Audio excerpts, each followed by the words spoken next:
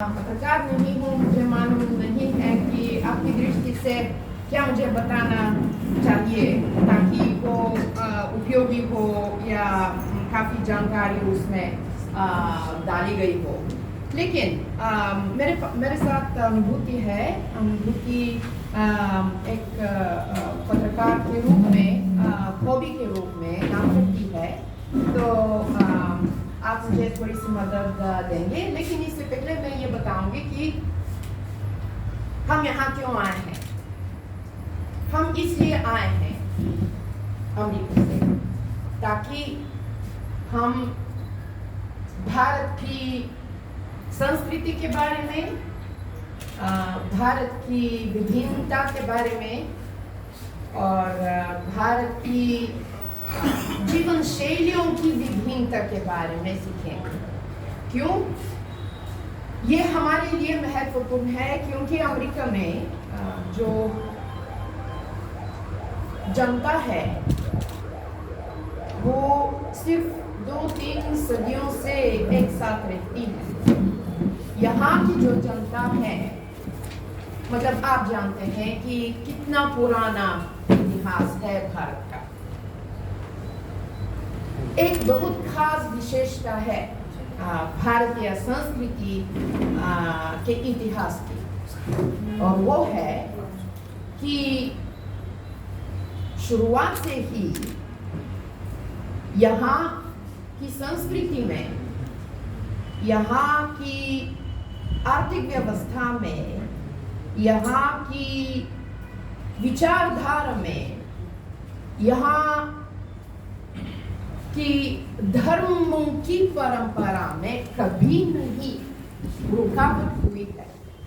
वैसे ही ये सारी धाराएं किसी न किसी वजह से, हमें पता नहीं कि क्यों, लेकिन वे चलती ही रहती हैं बिना कभी रुके, बिना कभी उन पर बाधा डाली जाए।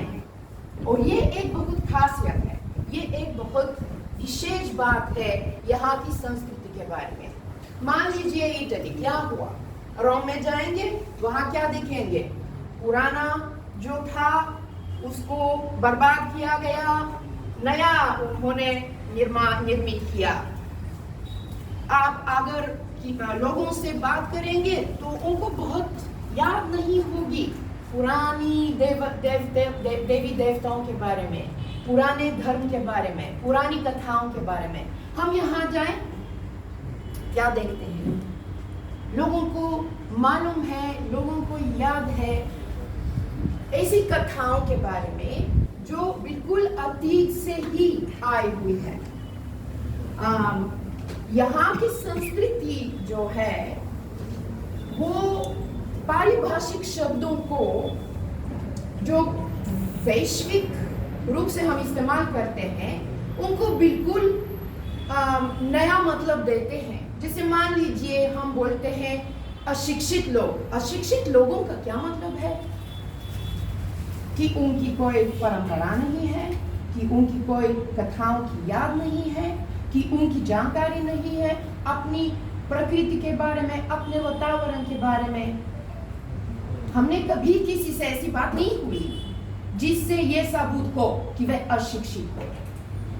जैसे मान लीजिए हम वर्ली समुदाय में गए,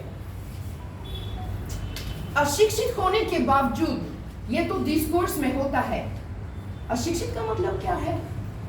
उनका इतनी कन्वेंशनलाइज्ड लिपि है, चित्रण है, जिसके द्वारा ही वे अपनी जानकारी पीढ़ी दर पीढ़ी देते हैं, देते रहते हैं और देते रहेंगे। तो ये इसलिए हम ये हमारा मुख्य कारण है और मुख्य उद्देश्य है कि हम समझें कि इस गहरी विभिन्नता में कैसे जनता की मान्यताएं, जनता की धर्म से संबंधित विचार कैसे चलते ही रहते हैं बिना रुकावट। ठीक है? सो ये है हमारा उद्देश्य। अब पता नहीं कि क्या हम सफल होंगे या नहीं सब कुछ सीखने के लिए। लेकिन इस बार अमेरिकी लोग नहीं आए हैं यहाँ के लोगों को सिखाने के लिए, ठीक है। इस बार हम इसलिए आए हैं ताकि हम आपसे सीखें। जिसके बारे में हमने सीखा है अभी अनुभूति आपके लिए संक्षेप में बताएगी कि हमारे लिए सबसे महत्वपूर्ण जो पाठ थे समुदाय से मिलने जुलने से या समुदाय के संबंध प्रकृति से जो हमने देखा है, जिसके बारे में सीखा है, वो कौन सी बातें हैं। तो थोड़ी सी बात आप करेंगे तीनों जगहों के बारे में, ठीक है।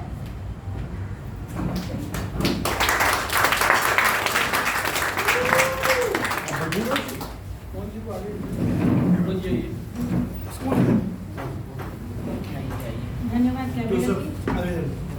सबसे पहले मैं फुलब्राइट के इस प्रोग्राम के बारे में बताना चाहूँगी। IHS वाला जो प्रोग्राम अशोक जिसके बारे में सोचा, और एक बहुत बड़ा मुद्दा जलवायु परिवर्तन और पर्यावरण से संबंधित जो उन्होंने ये मुद्दा उठाया है और उसके लिए उन्होंने ये पूरा प्रोग्राम बनाया। तो यह उनकी दूरदर्शिता को बताता है कि ये मुद्दा आगे एकदम ज्वलंत मुद्दा है हमारे सबके सामने, और इसके लिए हम बच्चों में कैसे कुछ भावना जगाएं और क्या उन्हें सीखना चाहिए, क्योंकि वही आगे के कर्णधार हैं और वे क्या इसके बारे में कर सकते हैं। तो यह केवल भारत या अमेरिका के बच्चों की जिम्मेदारी नहीं है, यह सभी विश्व के बच्चों की जिम्मेदारी है। लेकिन यह बीड़ा अशोक जी ने उठाया, तो इसके लिए मैं उनका हार्दिक अभिनंदन करती हूँ। इस प्रोग्राम के तहत हम सबसे पहले नैनीताल गए हैं। नैनीताल में हमने देखा कि क्या समस्याएं हैं एक पहाड़ी प्रदेश की, भूस्खलन से संबंधित उनकी क्या समस्याएं हैं, वहाँ नैनी झील है, वह कैसे प्रदूषण से प्रभावित हो रही है, जनसंख्या बढ़ने से और पर्यटकों के बढ़ने से क्या क्या उस पर प्रभाव पड़ रहा है। वहाँ पर हम कई NGOs से मिले, वे क्या काम कर रहे हैं वह हमने सीखा। तो हमारी यात्रा या हमारा पड़ाव 3-4 दिन का होता है, लेकिन उसमें हमको एक विहंगम दृश्य मिलता है कि क्या वहाँ के मुद्दे हैं, लोग उनसे कैसे जूझ रहे हैं और क्या उन पर प्रभाव पड़ रहा है। दूसरा पड़ाव हमारा था जिम कॉर्बेट नेशनल पार्क। वहाँ हमने एक सफारी किया और वहाँ का हमने लुत्फ़ उठाया। तो वह 3-1 घंटे का जो था हमारा सफ़र, उसमें हमें, अब हम यह तो नहीं कह सकते कि हम उसमें सब कुछ सीख जाते हैं, लेकिन हमें एक कहेंगे कि एक पैर रखने की जगह मिलती है कि जब हम उसके बारे में और पढ़ें या जब हम वापस भी जाते हैं तो उसके बारे में हम सीखते रहें। तीसरा पड़ाव हमारा था देहरादून का।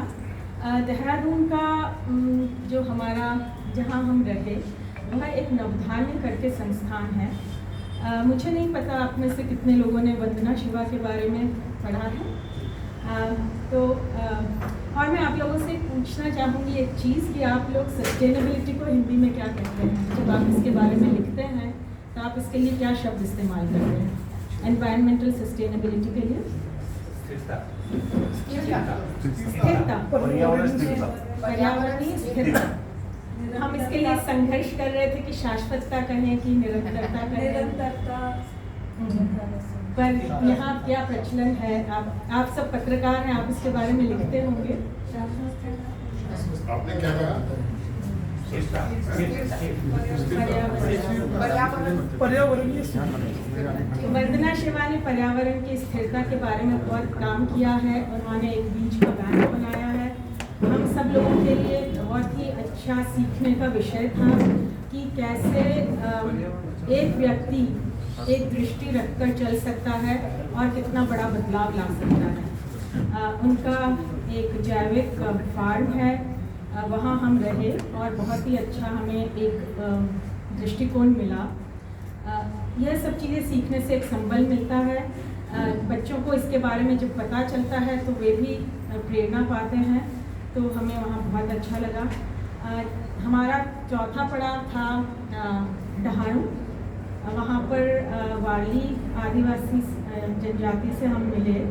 उनके साथ हमने उनके घरों में जाकर देखा वे क्या करते हैं, किस तरह से अपना जीवन यापन करते हैं।